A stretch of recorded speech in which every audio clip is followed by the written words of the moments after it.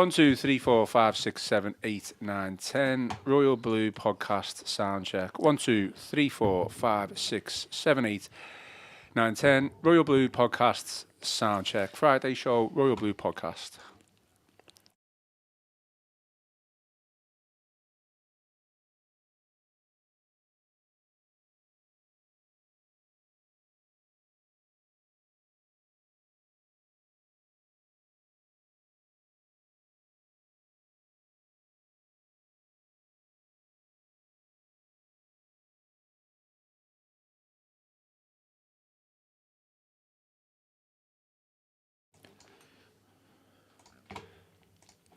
Hello and welcome to the Royal Blue podcast. It's the Friday show.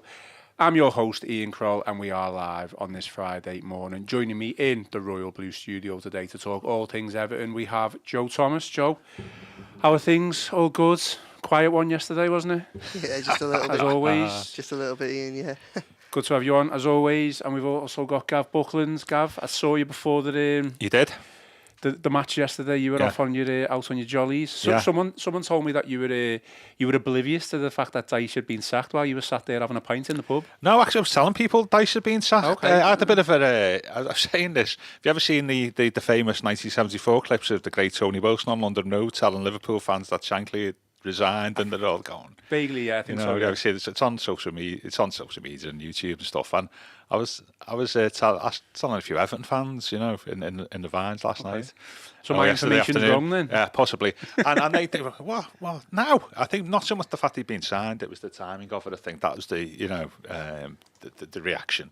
Sacked, 3 hours before the signed. game. Signed, yeah. But it was the timing of it, really, as we will undoubtedly discuss. Absolutely. Okay, well, today's agenda, of course, it is all about Sean Dyche. Sacked yesterday, 3 hours before kick-off. An official statement from the club said Sean Dyche had been sacked and the process to find a new manager had begun. Let us know on the stream today, as mentioned, we are live, who you want as the next Everton manager. We'll assess the options, but in reality, it is looking like it is going to be David Moyes, waiting on confirmation of that. There was the little matter of a football match last night. We'll discuss and assess last night's match and the fact that Everton are into the fourth round of the FA Cup, which, guys, I guess is exciting. Not the best record in the Cup the past couple of years, so it is nice to be in the next round of the Cup.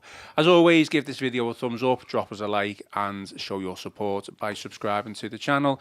Support is greatly appreciated, so we appreciate everything that you've done over the past couple of weeks, months for us on this Royal Blue YouTube channel. Joe, we might as well straight into it. A lot to get through, but we will start with initial reactions and we'll give you the floor first. You were just talking about the process yesterday of, from early morning rumours to the actual official announcement before we started recording, but your initial reaction to the news that Sean Dyche has been sacked? Yeah, surprised by the timing rather than the decision itself, I think. From post-Bournemouth, it felt like things had changed. I think that there'll be people, like I was down at Bournemouth with Chris, and I led on the post-match press conference. Often when you go down, certainly to these further away games, what you tend to find is the pack of reporters, the makeup of it changes, and you have obviously the home crowd, and then you have national reporters who are interested in things from a general perspective, and you have far fewer that are Everton specific. So in those circumstances, it often ends up being myself and perhaps Paddy Boylan from The Athletic, who's also there, who tends to lead the way. And as it was on Saturday, it was me. And it just felt like with that performance, something had changed. And I think that there was an increasing inevitability about Sean Dyche's future coming to an end when the takeover happened. I think the way in which the first few months of the season unfolded, it became increasingly clear that this was a loveless marriage between Everton and Sean Dyche. But obviously Sean Dyche had a lot of credit in the bank for what he had done over the previous 2 years, and he deserves that credit. He does deserve that credit because, the way in which Everton have survived over those 2 difficult seasons, he has played a role in that. And I think that whatever happens in the future, we hope, and provided Everton can get over these next few months, I think there's a fair expectation that Everton will have a positive future, certainly a much better future than the past that we've just lived through, and the present that we're living through. And when we get there, I think that it'll be prescient to look back on this period. And there's no way anybody's going to look back on it with fondness, but I think a lot of respect is needed for some of the people who helped steward Everton through these troubled waters. But the Friedkins came in and they said stability was key, and they meant that. They had their backing. I think it's clear that everybody wanted this to be a decision that got dealt with at the end of the season, but it always felt the easiest thing for the Friedkins to signify a change in attitude and freshen up the approach of the decisions. The easiest big one to make was about a change in the dugout. It's a bit more complicated when you come to Kevin Fowler, the director of football, given the amount of transition at the club. But it never really felt like Dyche would be the person to lead Everton into the new stadium.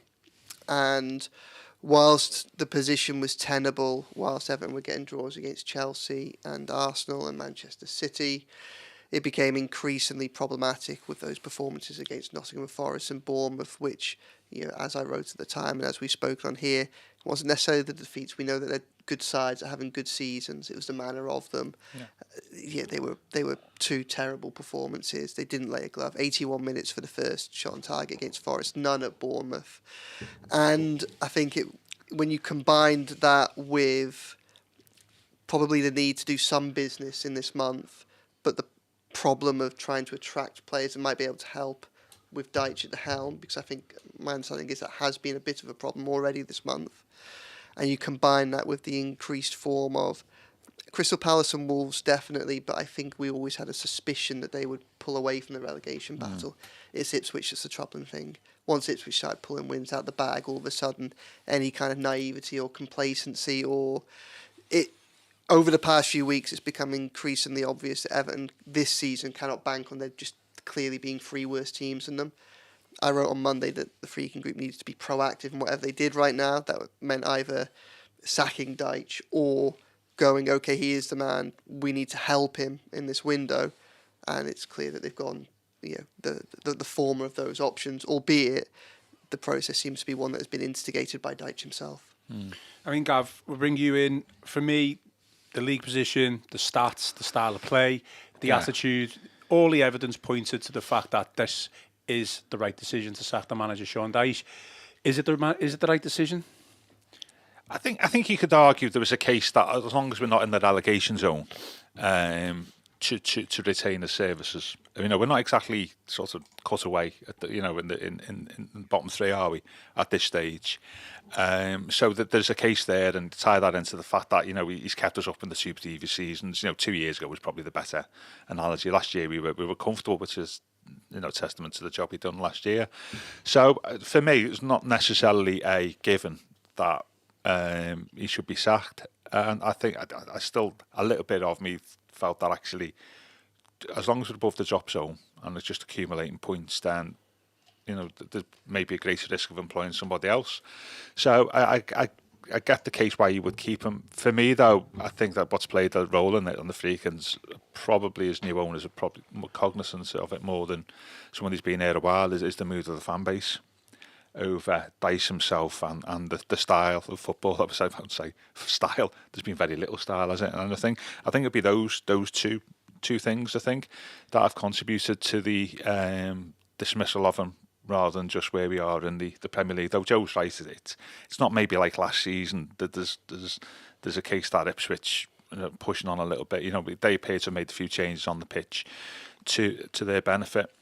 So I don't think it was necessarily a decision based on where we are in the Premier League. I think there was other forces at there, at play there, and so on that basis, I mean, the stats tell them, tell their own story of 26 goals from open play in more than a season and a half. I mean, that's 57, one every 2 games. It's funny, isn't it? We've gone from talking 4 or 5 weeks ago about the stats showing how many clean sheets we got this season, and Jordan Pickford is right top of the Golden Gloves table. How good we are defensively within the fortnight. We're now talking about how bad we've been going forward, isn't it?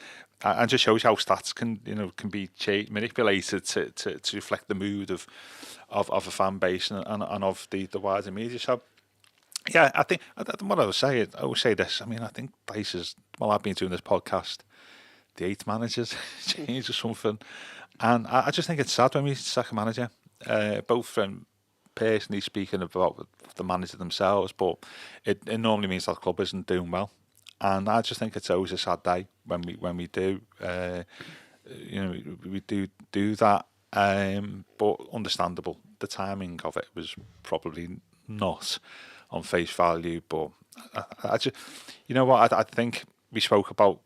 I think some of this is grounded in what happened last summer and the failure of to sort out Dyche's future. Then it was always a risk for a manager going into his final season, well, we said it's quite clear. We said that all the time last summer, didn't we? I don't know. Forget about the playing side. If you're a manager going into the final season of your contract and the likelihood it's not going to be renewed, is that sort of affects your own motivation naturally and your own attitude, and also the attitude of players to you, because they think, well, it's not going to be wrong at the end of the season. Do you think take the foot off the gas a little bit? It's just natural. Do you think he'd felt aggrieved? I think so. After Yeah. the last 2 seasons where he's kept us up, that he wasn't offered at least I another don't know what to extension? do. I mean, Joe might have more insight than me. I would think so. I'd feel underappreciated.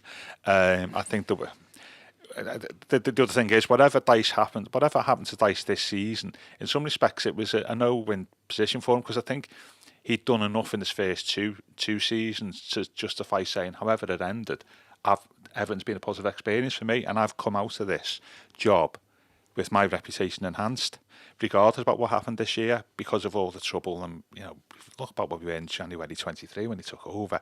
The club was a mess on and off the pitch.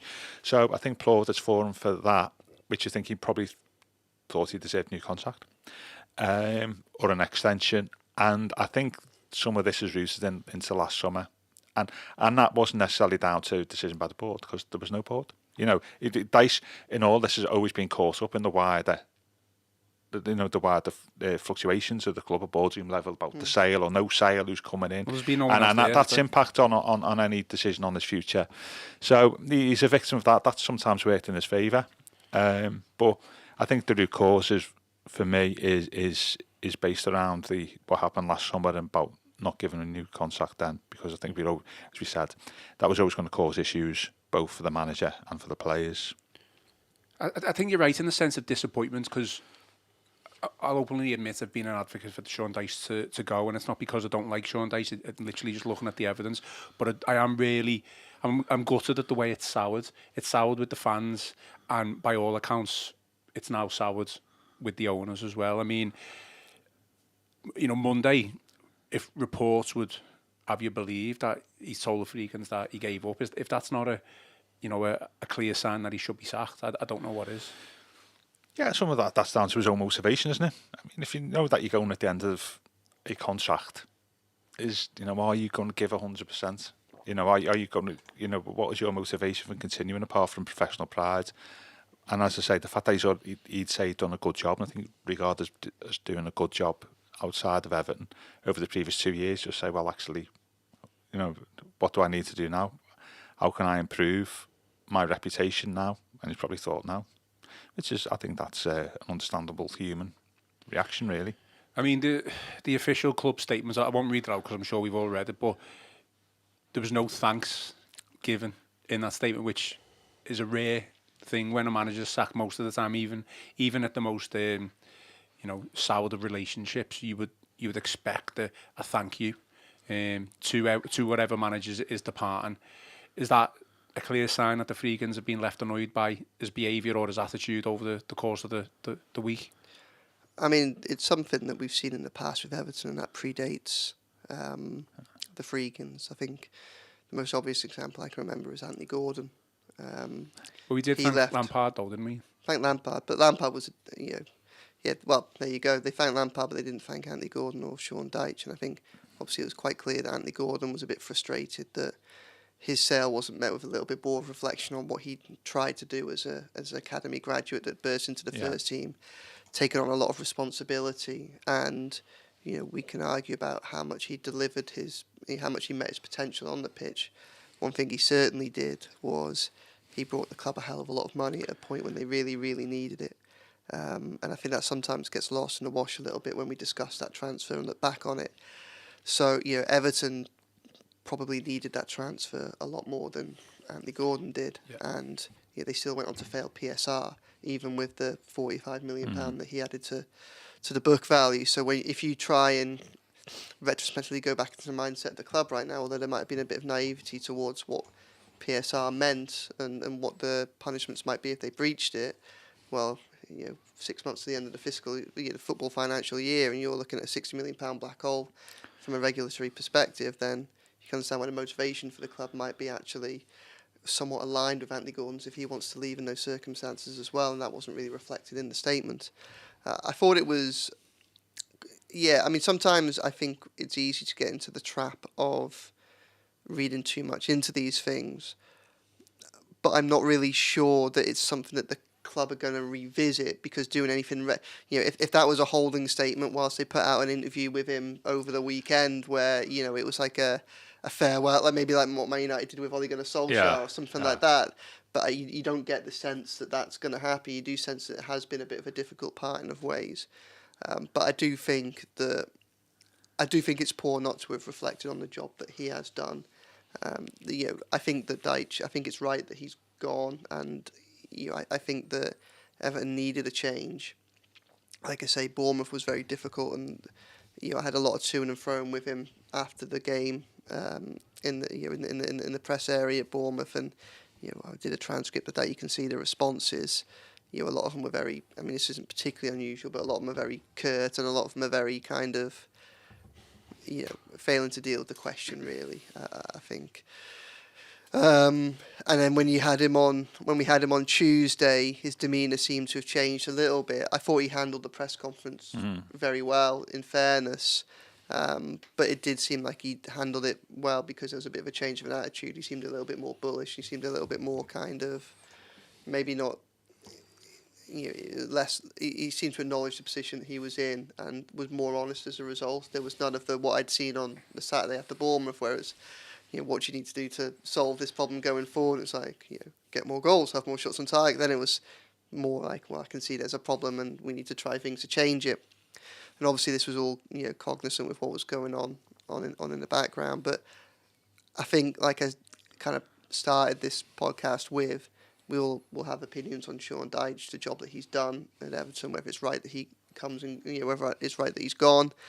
But I think that we will have to have respect and a degree of gratitude for the job that he did in those first 2 years. And I think it's a bit of a shame that wasn't really reflected in that statement. And regardless of what's happened this week, especially if we all agree that the conclusion is the right one, no matter what those talks have been and how spiky they may have been, if we all agree that actually they come to a conclusion that's best for the football club, then that makes it even more pertinent to maybe take a step back and perhaps be the bigger person on the farewell. No, that's fair enough. I don't disagree. I think, he's gone, he's been sacked. I don't know really what much else we can discuss on the matter. We were going over old grounds, we're obviously going to come on to replacements, but I do think it's worth still speaking about the Friedkins and their reaction to it, because I feel that it's a clear indication that they've been left frustrated by, I keep saying his attitude, but the way he's obviously responded to them in probably a meeting at some point this past week. By all accounts, this is just me freestyling, no inside information, they look like they were going to try and back him at least. Yeah, he said that. Well, yeah, he came, didn't he? I have information to ask me. Like, that's fine. That's what I'm here for.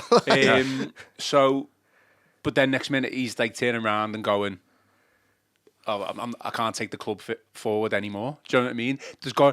Dan Friedkin has just spent hundreds of millions of pounds on Everton Football Club. It's an investment. He wants the club to do well.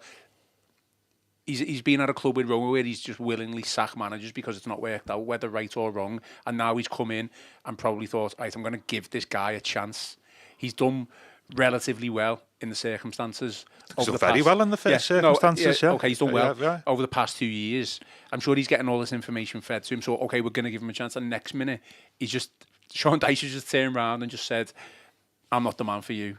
I haven't got any answers to get the football club out of this. And whether he's right or wrong in saying that himself, the Friedkins must be really, really frustrated at that situation. Well, I think they'd be frustrated with the situation of us, like, not having one shot on goal in 2 games, and the results and the manner of those defeats and the supporter mood, I think that will just register on their radar more than whatever the relationship is with Dyche. But I think when somebody goes, the parting statement from the owners is always a pretty telling reflection of the prevailing mood, and I think that was quite cold. It reminds me of, strange enough, one of the worst ones I've seen, Philip Carter when Colin Harvey left. Very similar to that. And Colin Harvey's a great Evertonian, great player, great coach, and this was very cold because I don't think Carter and Harvey had the best relationship. This is why we got you on the pod. I know, yeah, but that's what it is. Like it is, but that's what it is. It is a reflection of the relationship at a moment in time. And if you read Carter's comments about Colin Harvey going and the Friedkins about Dyche going, they're very similar. And it could be argued that, it should be argued that both deserve better. And I'm with Joe. I think he deserved a appreciation for his role. The only problem with that is they weren't there at the time, really. So they only see him since they come in December, to now. They weren't there and probably didn't understand the chaos of the club when Dyche was managing in 2023 and getting us over the line. So I think that may have come into it, but I think just a performance, thanks very much for his efforts, which have been appreciated over the last 2 years. It probably shows some of the stuff that went on yesterday. Probably weren't impressed by, possibly, but I just think it's just sad, isn't it? Really. I think it is disappointing. Yeah. Let's get some insight from Joe before he gets dead annoyed at me again. This is where you ask me a question I don't know the answer to. Yeah. I mean, it's obviously still speculation as such, but I know you are really insightful in the club and everything like that. So he's being paid off. Negotiations surrounding that. Am I right in saying he didn't want to walk? He was just wanting the club to sack him as such. Well, I think the way in which it's unfolded, obviously, he said shame for the Friedkins in the way it's unfolded. Actually, I think it's probably pretty good for them, really, because it's enabled them to deal with a situation that was always going to come at some point. And the reality was we had reached a little bit of an impasse where performances had gone so bad. There was no underlying data. There's no it's not like at the beginning of last season when results were bad, but the XG was actually really positive. They were just missing chances. It's not even like that record winless streak that we saw at the beginning of what is now last year, when the results weren't. Well, the results were appalling, but there were some good performances. There were some good performances. There's some bad refereeing decisions, bit of bad luck, wasn't there? I mean, this was. I think you can stomach an awful lot. One of the things I wrote when the Friedkins came in was that they were desperate for stability. And when you look at what they've done at Roma as well, I know obviously that they've gone through a lot of managers this season.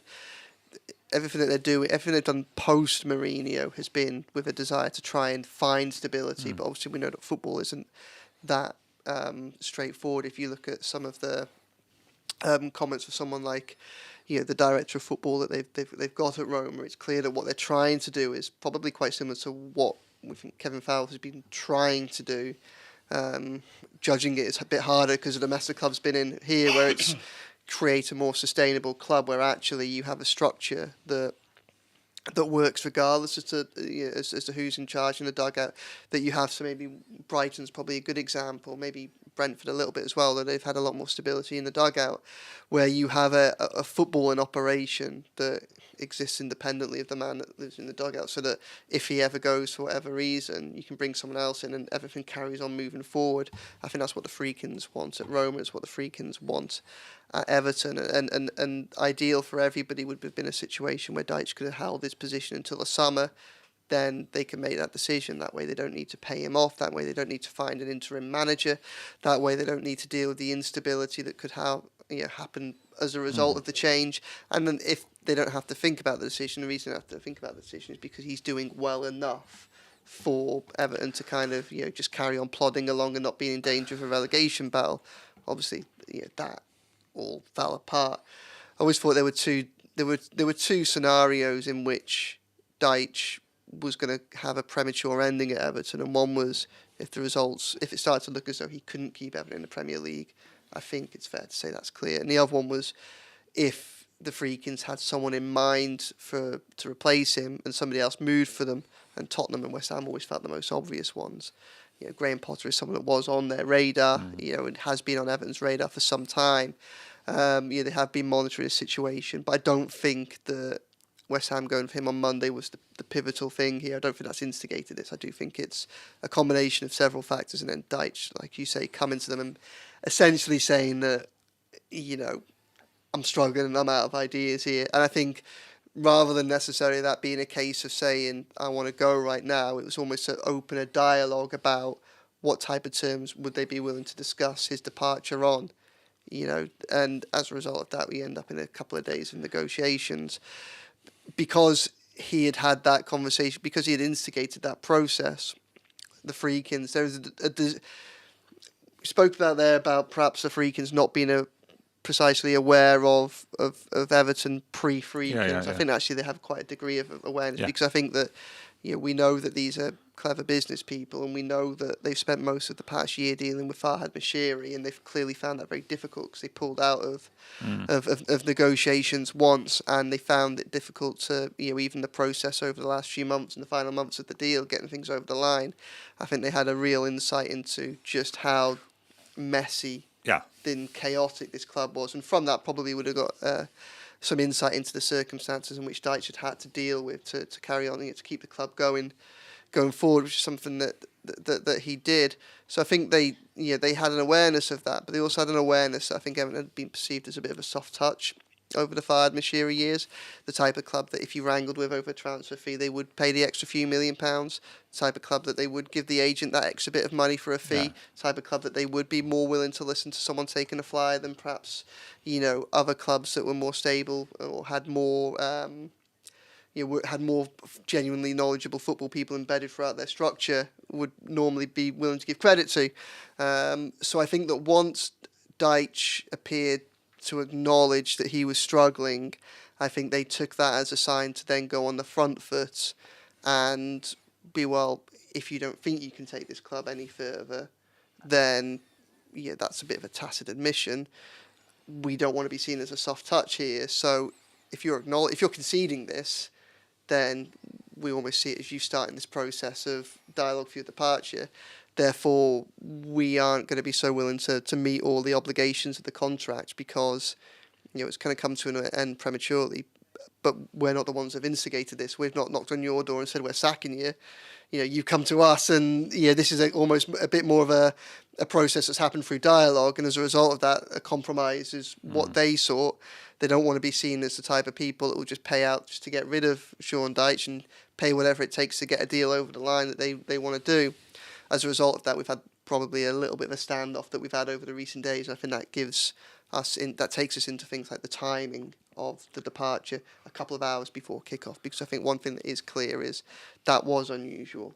I think it was obvious to a lot of us from Monday that the Friedkins had found themselves in a position where they were having to consider a decision they didn't want to make.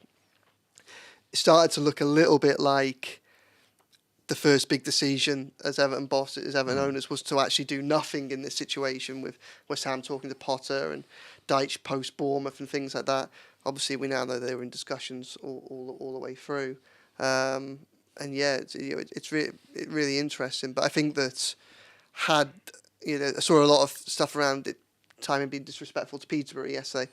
I don't think the timing was necessarily planned that way. I think it was just the way the events folded over the course of the week. I think it took a little bit of time to reach a compromise with Dyche and Dyche's people over the terms of his exit. And once they had that agreed, I think we can see from the statement and what we've just discussed. Once it had agreed, I think they didn't want any kind of, going through the motions or anything like that. It was, well, we've got an agreement, pack your bags and go, and we'll deal with this. Yesterday was a busy day. Well, yesterday was a busy day. Yesterday was an interesting day. It was quite early on Thursday morning. I started to hear whispers that he might have gone, and started asking the questions, and got a little bit of pushback, and you're there and you're trying to work out. You think, I'm increasingly confident in this, but I can't know for certain. And then I think by the time we got to the point where he was taking training in the afternoon, at that point, anybody that's watching this will see I've got a haircut. I needed a haircut. I went and got one because I was kind of like, well, once we got to 2:00 on game day, I was kind of thinking, well, he just wants a compliment on his hair. That's all think it is. Isn't it? Get a haircut or tearing your hair out, Joe. Is they? Well, a little bit like that. That's it. So at that point, I kind of figured, well, I had my piece written, but like, I was thinking, this would be unusual if they do it now. Absolutely. So like, as I started the program, the decision itself wasn't a surprise, but for all that people may have suspected it in advance, 4:35 or so on the match day, I think when the statement came out, I did feel a little that did catch me by surprise. Once it got to that point, I was that did feel slightly surreal. I was oblivious even about probably 15 minutes after the official club statement. I had to pick my daughter up from school because of the snow. These schools shutting early. You've been complaining about that when I saw you yesterday. No. Well, no, I was going to pick it up. I know, yeah. And then I had a meeting at 4, which I had to do from home. And then, what was it, like 20 past 4, something like that? Was that the official club statement? Was that when it was tweeted out? It was about 25 to 5. So I obviously got out the meeting, just spending time with my daughter at home, just completely oblivious. We didn't get the heads up from JT over there, did we? Do you know what I mean? Yeah. Oh, you didn't message me? I was telling a load of Peterborough fans. I had some conversations with Peterborough fans saying about you look forward to the game and stuff. And then, like, about half an hour later, we've had by the way, we've sacked our manager, which is a bit one of the more surreal footballing conversations. Yeah, I agree with Joe. I mean, do you think also in the time of it's the start of January transfer window, if they let it go, like when they sacked was it Lampard before? They sacked Lampard right at the end of January, didn't he? And I think Dyche came in at the end. Do you think some of it is to do with the fact that they give themselves 3 weeks of them? I think that's a fact, window, but I don't think it's. I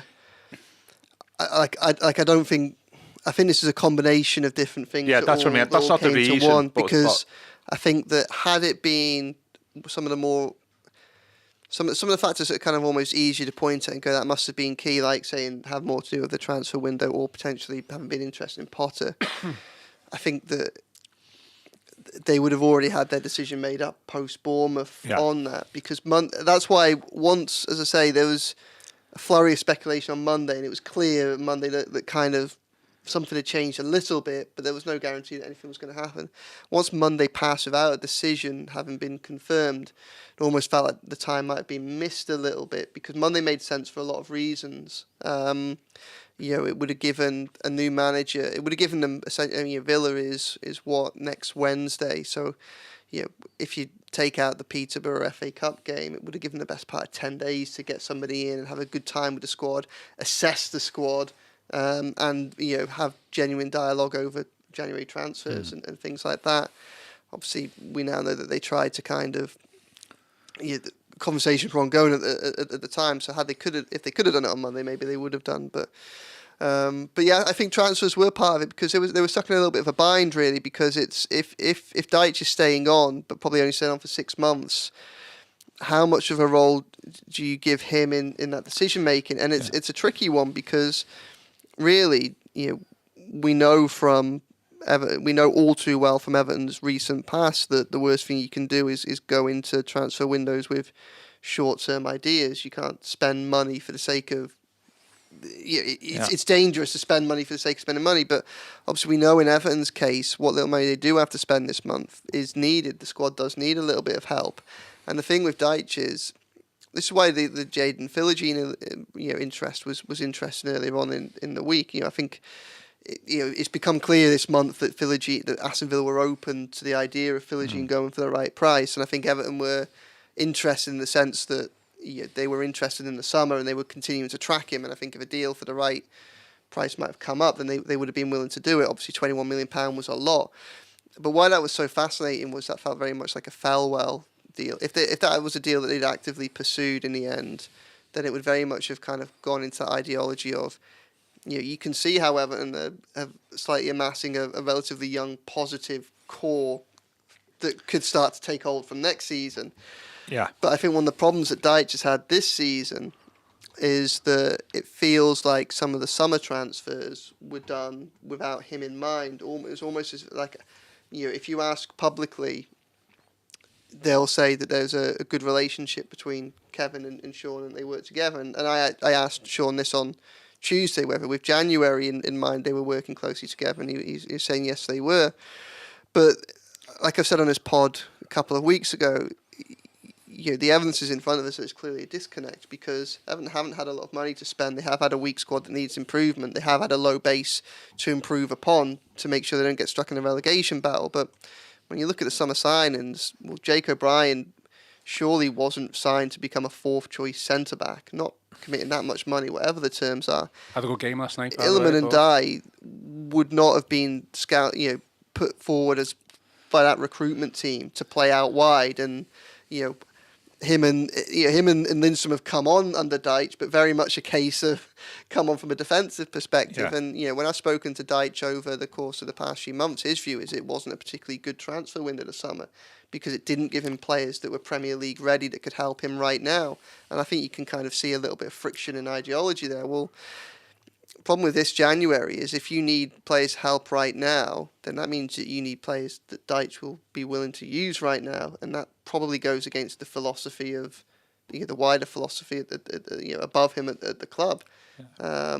And there is therefore another area where you see why it's a compelling reason for Dyche to go, because if you're trying to recruit young upcoming talent, you can understand why those players might look at, whilst Dyche might put to points what he did with Dwight McNeil, and he may well point to having brought Harrison Armstrong into the first team this season.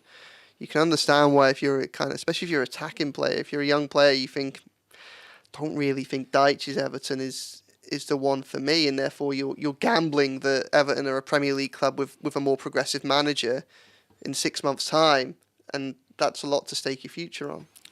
Yeah. Well, we spent a lot of time talking about Dyche, and we've had a request, a comment. Spent most of the pod talking about Dyche, and he's not even there. Move on to the game. But we will move on to the game. We're going to talk about successor. Yeah, that is the next. That is the next step. I mean, Moyes' favourite 1 to 5. We're going to believe the bookies. Jose Mourinho, despite the fact that there's been reports there's no interest or there's no contact, is 6 to 1. Lee Carsley 10 to 1. Paulo Fonseca 14 to 1, and then Gareth Southgate wide at 20 to 1. Gav, will come on to you with the replacements. I do seem to remember when Sean Dyche was under pressure a couple of months back, and David Moyes was muted as a replacement. You were not for that? Is that am I wrong? I'm torn over Moyes. Okay. I think we'd also as well, before we talk about the successor, his job description is what? To get us over the 6 months, or to build a style of, what Joe was talking about, the style of football, longer term vision for the club. Is the manager to fit in with that?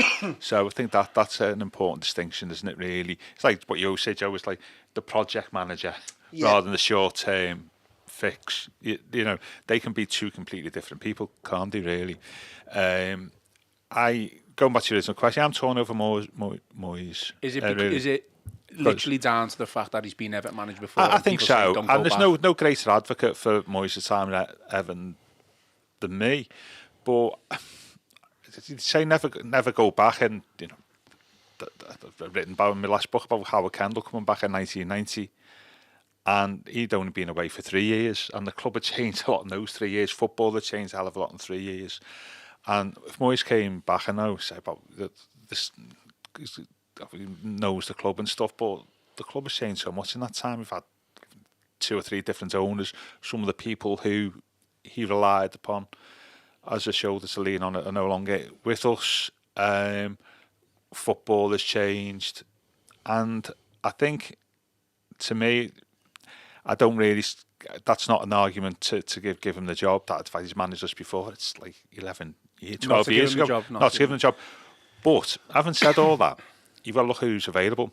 And setting aside, if Moyes had never managed Everton... Oh, you're going to take my line, right? Yeah, if Moyes never managed Everton, and you were looking around at the managers who were available, and he said, look, what's Moyes done? Look at the track record of West Ham getting into Europe in 3 successive seasons. The first time a non-top 6 club had done that since Moyes at Everton in the late 2000s, you'd be saying, well, this Moyes fella, he looks a good bet, doesn't he? Solid, defensively, carry on the work that Dyche has put in. he's got a track record of getting in the top half of the Premier League or even top 6. Give him the job now.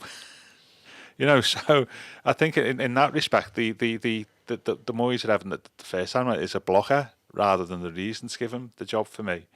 And I'm not necessarily a fan of people going back.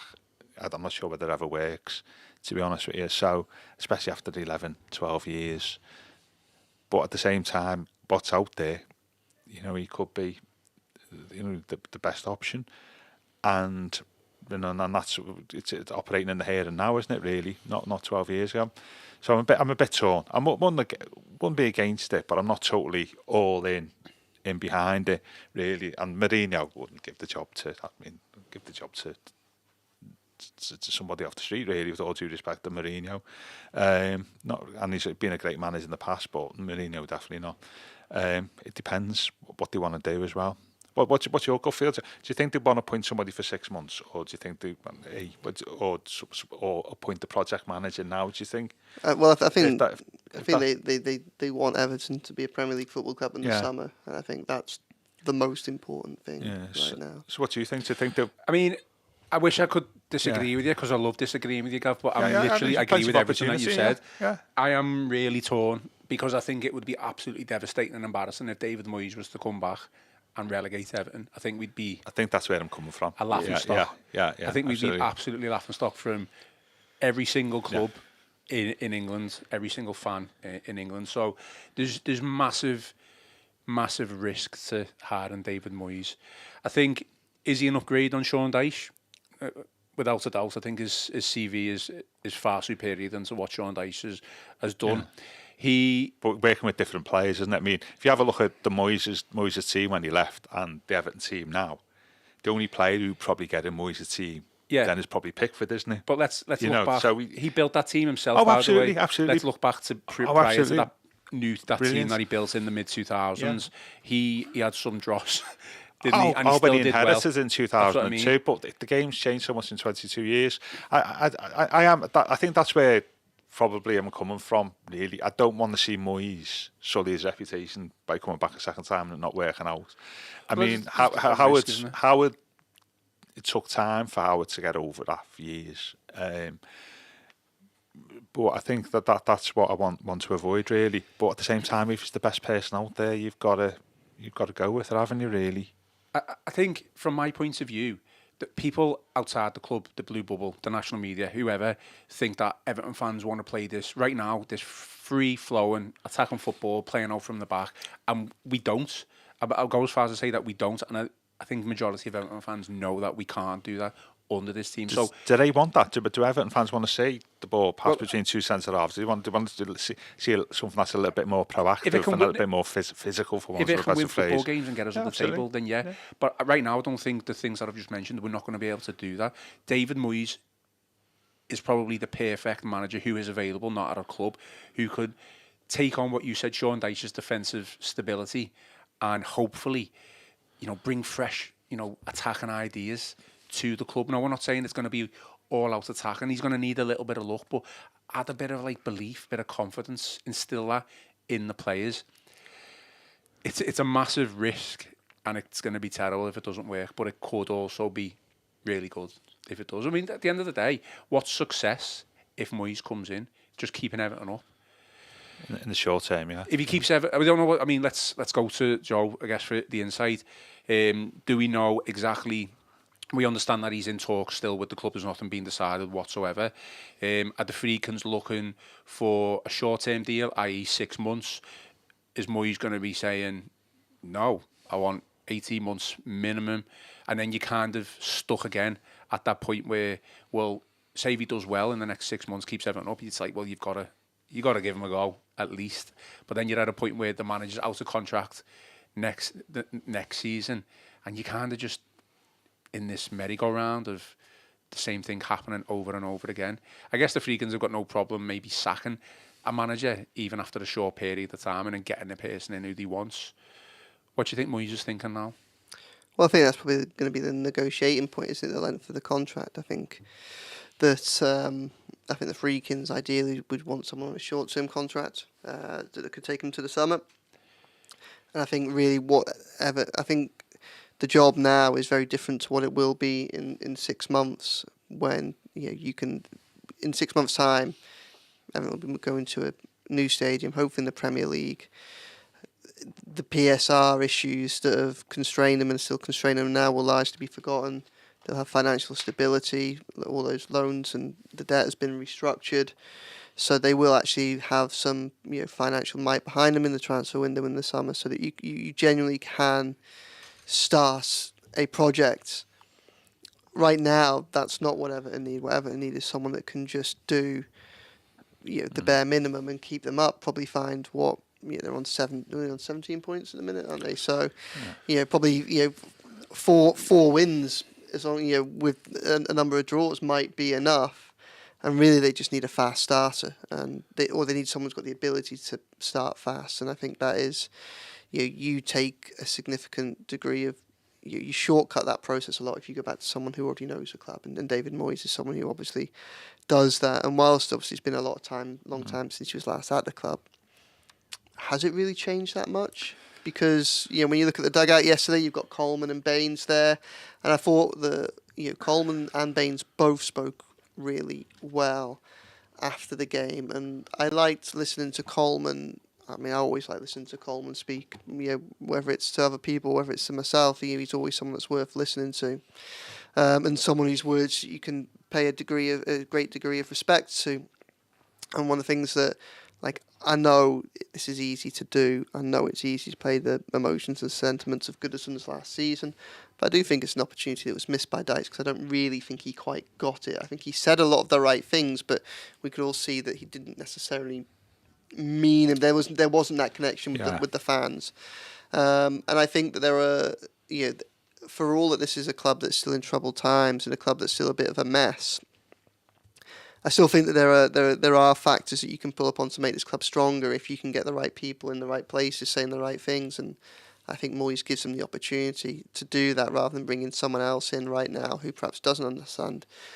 Obviously, there are other managers out there without a job that could come in and have a degree of understanding of that. Lee Carsley being another one. Obviously, we know his Everton track record. If you wanted a diplomat, you got Gareth Southgate. But obviously, all these people have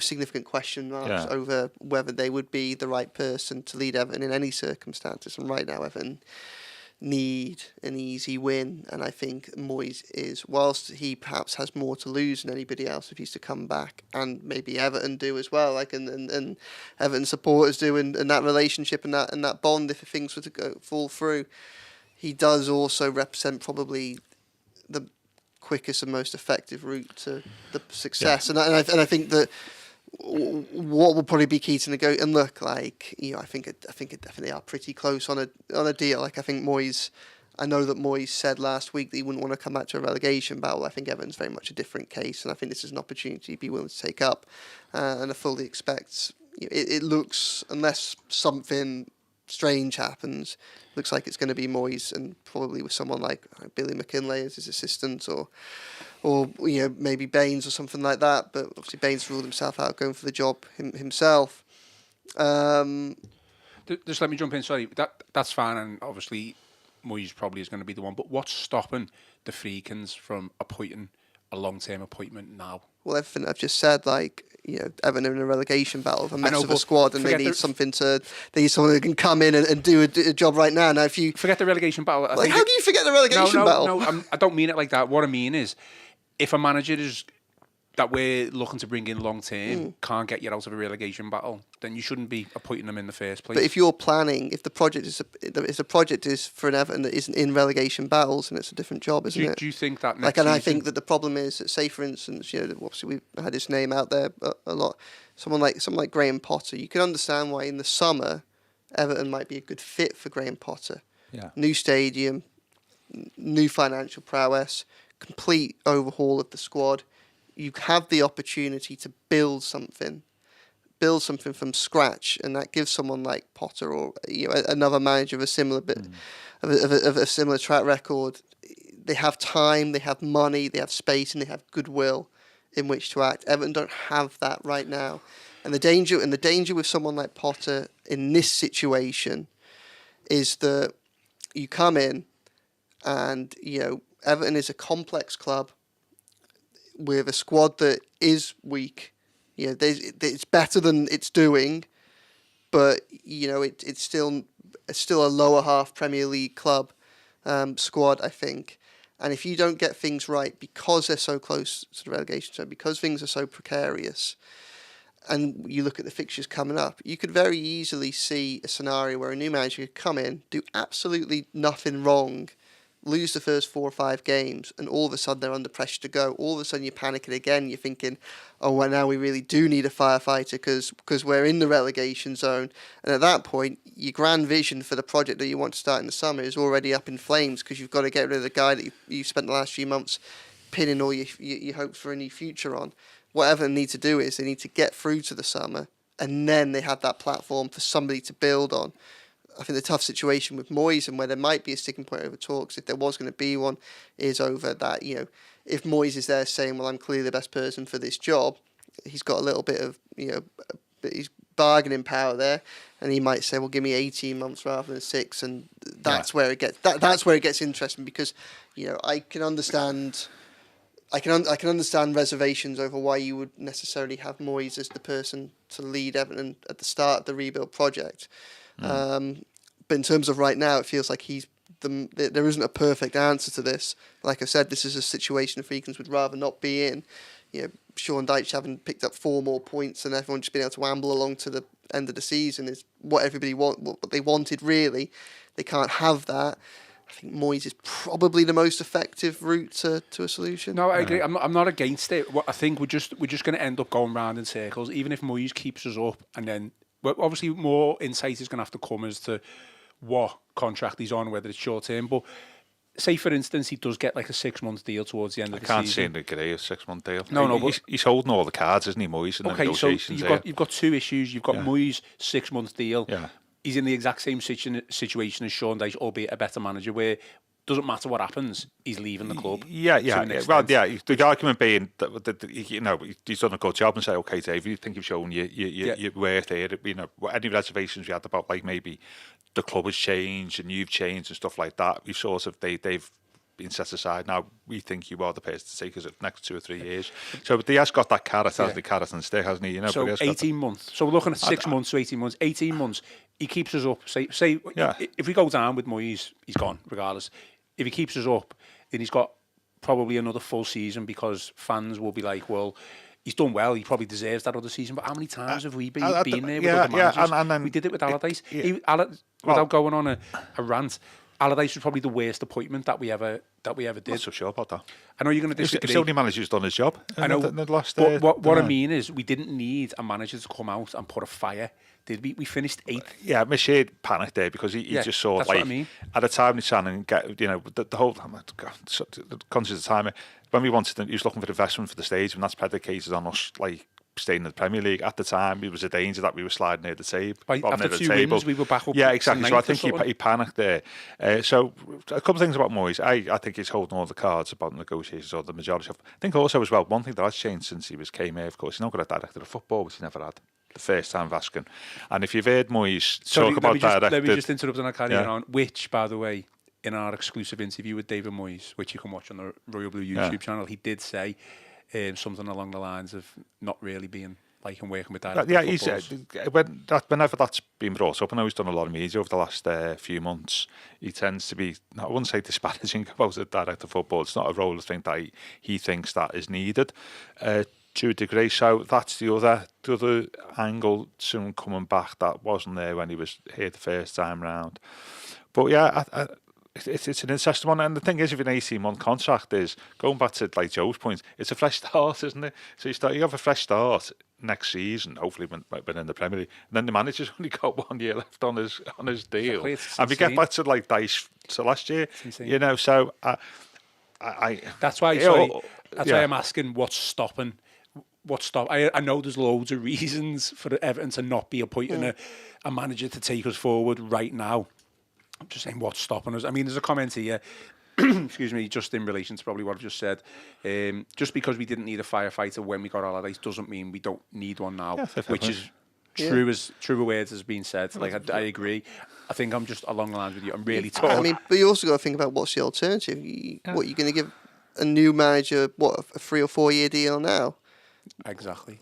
Well, if it goes wrong in 3 months, well, the payout's going to think of the payout and think of the time that you've lost in doing it. So to just say this whole point, when you said at the start about Dyche, is we're all talking about massive problems here, aren't we? Over like who to bring in, what's their role is, what's the length of their contract, and tying it into, as Joe was saying, new start and all this. And that's a situation that's happened because we've sacked Dyche. And actually, I think going back to what I said at the start, there's still an argument to say that they didn't need to sack Dyche at where we are at the moment in the table. Okay, we're still above the drop zone. I disagree with that after what he said. No, yeah, I know, but there is an argument on that basis that there's still an argument to say that they didn't 100% need to, because we're not in the bottom three. But it goes back to saying what I was saying then, and what we've all said. The reason why they sacked him is not necessarily because of the football and performance where we are in the Premier League. There's other stuff going on there around his own attitude, the style of football, all that type of thing, how he's relating to fans.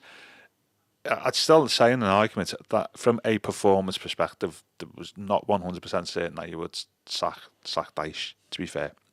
And some of these things go away in the short term if he keeps his job. I mean, say we've got 4 wins and a couple of draws in the last 19 games, and we've got some winnable home games in that. And we can take Dyche's expert, as we know, in tracking draws. I was, from much better teams than Everton. There's an argument to say that we've got to get 32, 33 points. That's probably going to keep it up this season with Dyche in charge. And then all these discussions that we're having around Moyes and length of contracts and project stuff go away to a degree. And that's what I'm saying. I don't think from a football perspective, a performance perspective, that it's 100% certain that you would sack him. Okay, let's talk about Peterborough. Before we do, I just think that he had never managed a club as big as Everton, and he's never been under this pressure at his previous clubs. And all credit due to him for everything that he's done and he's had to deal with. This season's obviously been an absolute nightmare and disaster. But I do think it was the right decision. Joe, Peterborough, I know we're busy, so we'll just quit and we've got to get going, but we'll just quickly talk about Peterborough. There was a game. Everton won 2-0 into the next round. Baines and Coleman as the manager/coach. It was nice to see, I guess. Good vibes. Yeah, quite nice seeing them in the dugout together, wasn't it? I read some of the national reports from the game, and there was a lot of talk about there being kind of no change in fortunes or boost or anything, despite the change that had occurred a couple of hours before. I thought it was a little bit harsh. Look, it wasn't a great performance, wasn't a vintage performance. Everton haven't scored a lot of goals and haven't been particularly creative, and they weren't last night, but I never really thought they were in any jeopardy. No. Once they got the first goal, the second half, there wasn't really that much anxiety for me. I thought it was a pretty routine job. I like the fact that we saw very little long ball. That was quite noticeable. João Virginia wouldn't spend the whole game pumping things forward. I thought Harrison Armstrong played really well. Nice. I thought Nathan Patterson played well. I thought Jacob Bryan played well. Obviously, this is against League One opposition and struggling League One opposition. But I thought it was a case of job relatively well done. I thought it was quite serene last night, and I thought that the atmosphere did pick up a little bit. It wasn't the loudest or anything like that, but they just felt like a little bit of a sense of like a weight had been lifted from Goodison. It felt like even though this wasn't a perfect display and it wasn't convincing win, it was still comfortable, and it felt like everyone just felt it was a little bit easier to support a struggling side last night as opposed to perhaps how it has been in recent weeks. Yeah. Gav, Leighton Baines revealed that Sean Dyche did pick the team, but the formation was a 3 at the back or 5 at the back, whatever way you want to look at it. So you've been advocating for that all season. We said that as an option. Yeah, I like. Nice to see the fullbacks. Well, that's what I'd say. Yeah, absolutely. I thought Mikalenko got forward a lot more than what he has done. Did a little bit of skill in the second half as well, where he beat his man. Oh yeah. That was nice. That by the church end. Yeah. I went to the Glad Street end probably for the last time last night. By the way, that was why I went out beforehand. Yeah, I like the fact that O'Brien got some game time, and also it's no Tarkowski. And it was interesting to see. I think the good thing is I always play Mike. If you're going to play back three, I always play Michael Keane as the middle one, because the middle centre half and the back three has to be the one who's most comfortable on the ball, and he's by some distance, I think, most comfortable on the ball. The Branthwaite, I think, is catching up, and so that was good to see. But we still a paucity of. It showed up again, our paucity of attacking options, didn't it? You've got a back five. 3 centre halves and two full backs. You've got a 3-man midfield, and then you're left with NJ and Beto to try and get something up front. So it did show up. Whatever formation you play, we've still got a paucity of attacking options. That was further worsened, I think, by Bowie's injury. Look good, does it? Yeah. But it was working. I got over the line. We've had quite a few games like that over the last 10, 15 years ago, just nearly round Boreham Wood, was it? And Tamworth 10 years ago. So really, we just got the game over. 1-2-0. Game over. And are we the first team into the fourth round? Is that right? Yeah. There was 3 games last night. Was there? Sorry. Yeah. Good job you're here, John. yeah.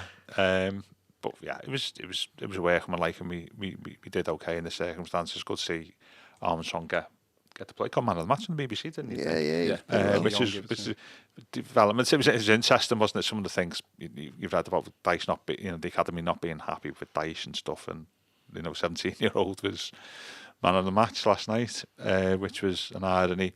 But yeah, you can't ask for more into the next round. And the one thing I was gutted that we didn't get to see, Ashley Young's son. Oh God! Get on. I was just tweet. praying for that, because I don't think a son, father and son have played in the same team before 4 or 5 times, but I don't think there's ever been a game, certainly in this country, where a father and son have been in opposition. I'd say that's pretty certain that's the case. Are we venturing a guess who was the player to have a go at Darren Ferguson for not bringing his son on? Joe tweeted that out. Are you going to reveal? Or? Oh no, he wouldn't say. No, we asked him. Did you not see that? No. An Everton player, Joe tweeted out, and I had a go at Darren Ferguson for not bringing Tyler Young on. I thought when the second goal went in, that left there was a window there for a couple of minutes. Was it? They made the 5 at the yeah. I mean, Twitter was awash with fume for Darren Ferguson. A bit like Chris Kamara, obviously missed one, and I was disappointed. That would have been a bit of history. You can tell how disappointed they both were after the game. Yeah. Absolutely, but it was. We got over the line, and it was a decent finish from Beto as well, wasn't it? Joe, we've got a comment from David Murphy. I would like to say Joe Thomas has been the only journalist who asked Dyche difficult questions. This has been allowed to fester, and now we are in difficult times. He's gone, and we will get better. That's the full. Whether you agree with that or not, I don't know. Well, I appreciate following my questions. So I know there's been a few journalists who've asked Dyche the hard-hitting questions as well, but I know you certainly do.